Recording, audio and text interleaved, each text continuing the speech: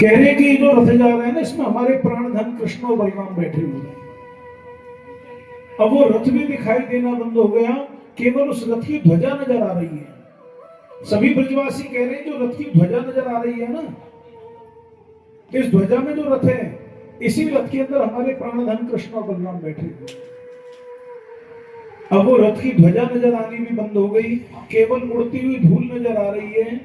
तो सभी ब्रजवासी कह रहे हैं कि ये वही धूल है जिस रथ से उड़ी है, उस रथ में हमारे कृष्ण बलराम बैठे हुए। इधर कृष्ण और बलराम गए। अक्रूर जी कहने लगे, कन्हैया यदि तुम्हारी आज्ञा हो भैया तो मैं जरा जमुना जी में स्नान कर लूं। बोले बिल्कुल जमुना जी में जाकर स्नान करें। जब ठाकुर जी कहने लगे भैया एक काम कर कंस, भैया धोबी हमारे लिए बढ़िया कपड़े की व्यवस्था करो मामा जी। अरे तुम गांव के खमार वारिया, कहां से तुम्हें पता है राजसी पोशाकें, इतनी दिव्य पोशाकें महाराज कंस की, तुम इनके योग्य इस जन्म में नहीं हो सकते। जाओ अपना काम करो, बाल को यहां से। मनसुखा कहने लगा कन्हैया ये देखियो, इसे देखिए धोबी कैसे बोल रहा भैया हमसे। खूब बढ़िया जोरदार फिटिंग करी दर्जियों ने, दर्जी ने बढ़िया जोरदार फिटिंग करी। सब कहने लगे भैया कन्हैया अब तो लाला वास्तव में आनंद आ गो। अब जैसे ही कहा आनंद आ गया तो ठाकुर जी कहने लगे दर्जी से, भैया तुम्हें क्या, मामा जी तुम्हें क्या देना है? बोले कुछ नहीं चाहिए मुझे, तो केवल तुम्हारा आशीर्वाद चाहिए। उन्होंने कहा भी धोबी में एक तमाचा मारा, उसका सिर धड़ से अलग हो गया, मैंने कुछ मांग लिया तो पता नहीं लेने लायक बचूं या ना बचूं। धोबी दर्जी कहने लगा कन्हैया देना चाहते तो भैया अपना आशीर्वाद दिए जाओ, भांजे देवतों का तो आशीर्वाद मिल जाओ कुछ।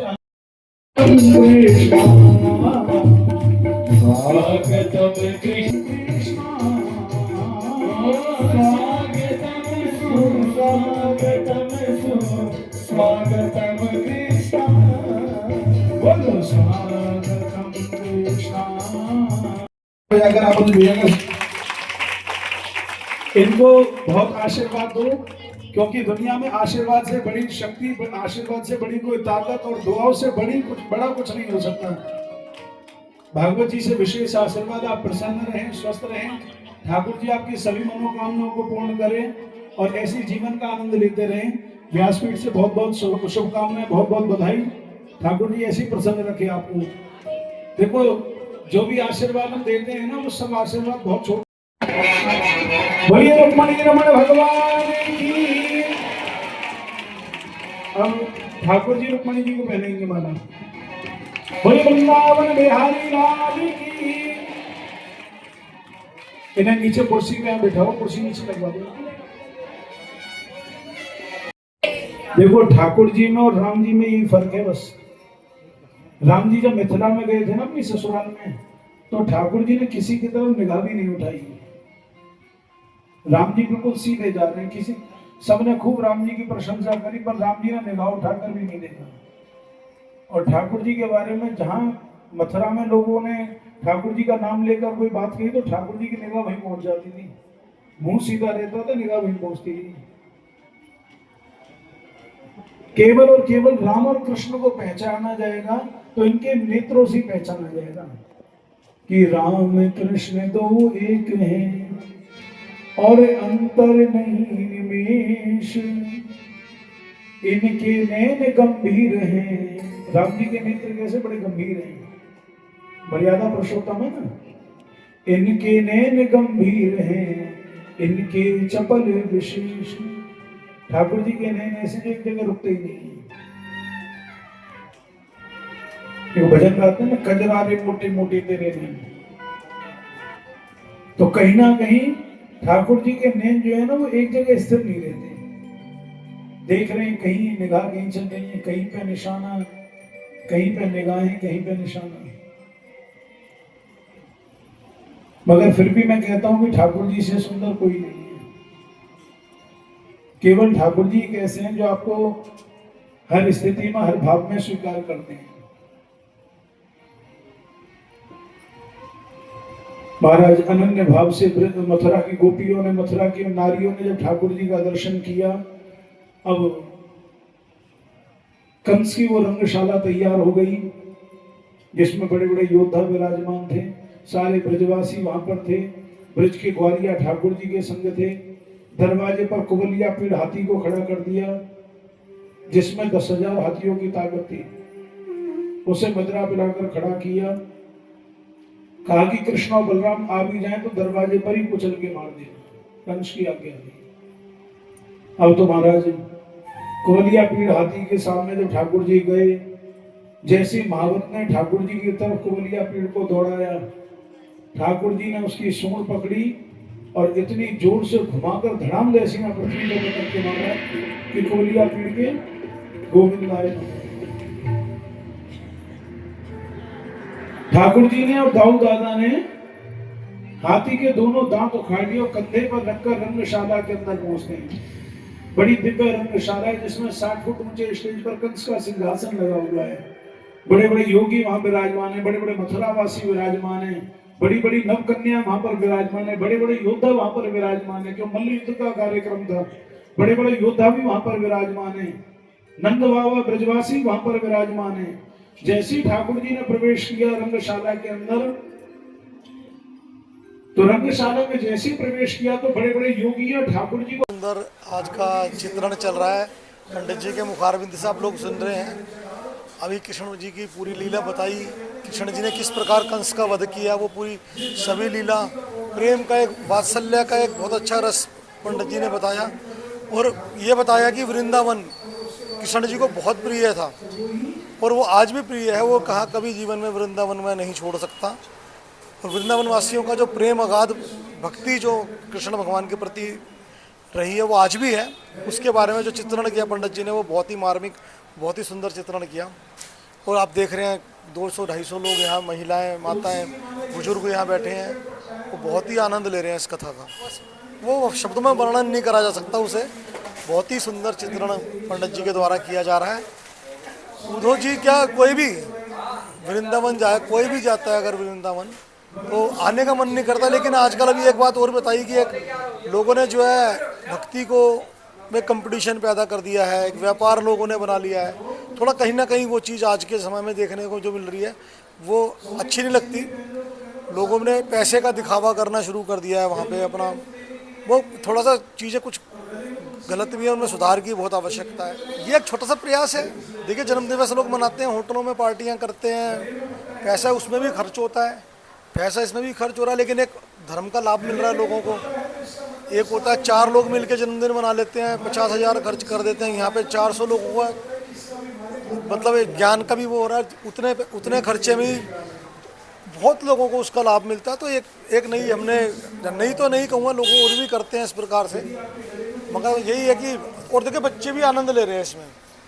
आज मेरे छोटे भाई का जन्मदिन है तो उनका जन्मदिन भी आज इसी माध्यम से, कथा के माध्यम से मनाया जा रहा है। कल मेरी बिटिया का जन्मदिन है, वो भी इसी माध्यम से मनाया जाएगा। आप देखेंगे। पहले सभी क्षेत्रवासी को राधे राधे।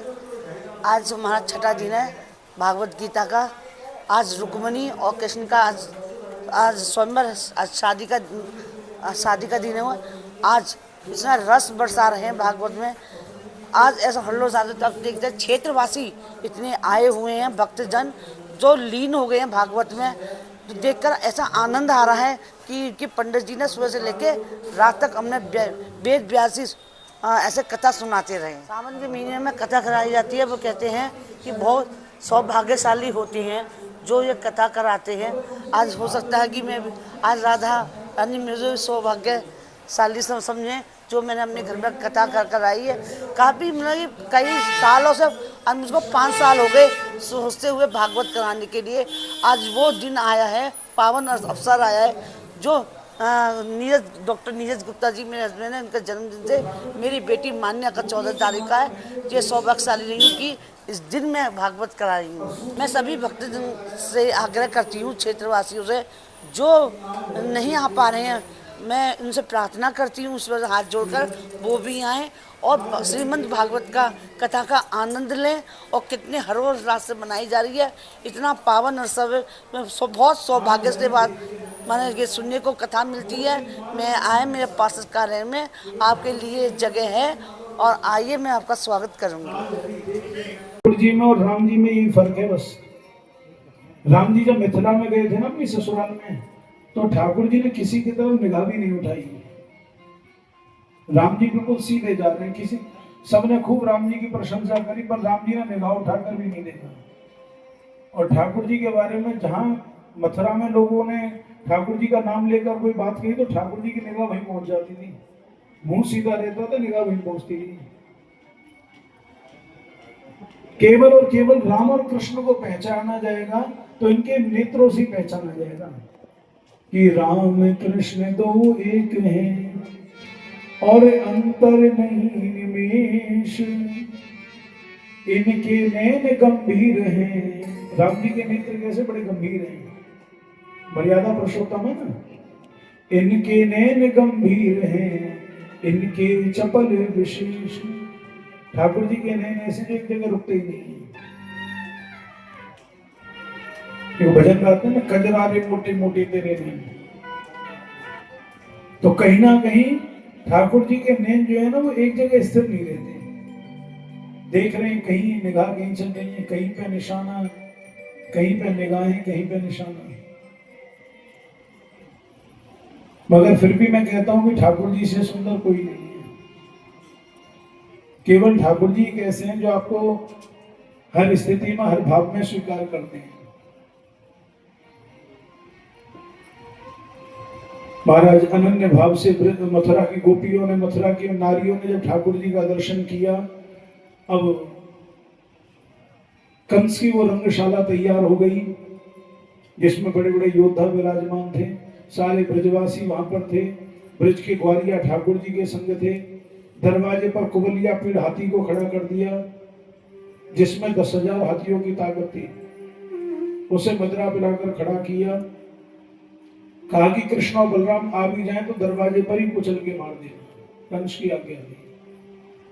अब तो महाराज कुबलिया पीड़ हाथी के सामने जब ठाकुर जी गए, जैसे महावत ने ठाकुर जी की तरफ कुबलिया पीड़ को दौड़ाया, ठाकुर जी ने उसकी सूंड पकड़ी और इतनी जोर से घुमाकर धड़ाम ले सीना पृथ्वी पर लटक के मारा कि कुबलिया पीड़ के गोविंद आए।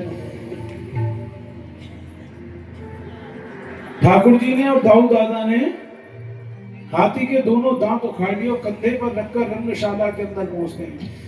बड़ी दिव्य रंगशाला है जिसमें 60 फुट ऊंचे स्टेज पर कंस का सिंहासन लगा हुआ है। बड़े बड़े योगी वहां विराजमान है, बड़े बड़े मथुरावासी विराजमान है, बड़ी बड़ी नव कन्या वहां पर विराजमान है, बड़े बड़े योद्धा वहां पर विराजमान है। क्यों मल्ल युद्ध का कार्यक्रम था, बड़े बड़े योद्धा भी वहां पर विराजमान है। नंद बाबा ब्रजवासी वहां पर विराजमान है। जैसे ही ठाकुर जी ने प्रवेश किया रंगशाला के अंदर, तो रंगशाला में जैसे ही प्रवेश किया तो बड़े बड़े योगियों ठाकुर जी को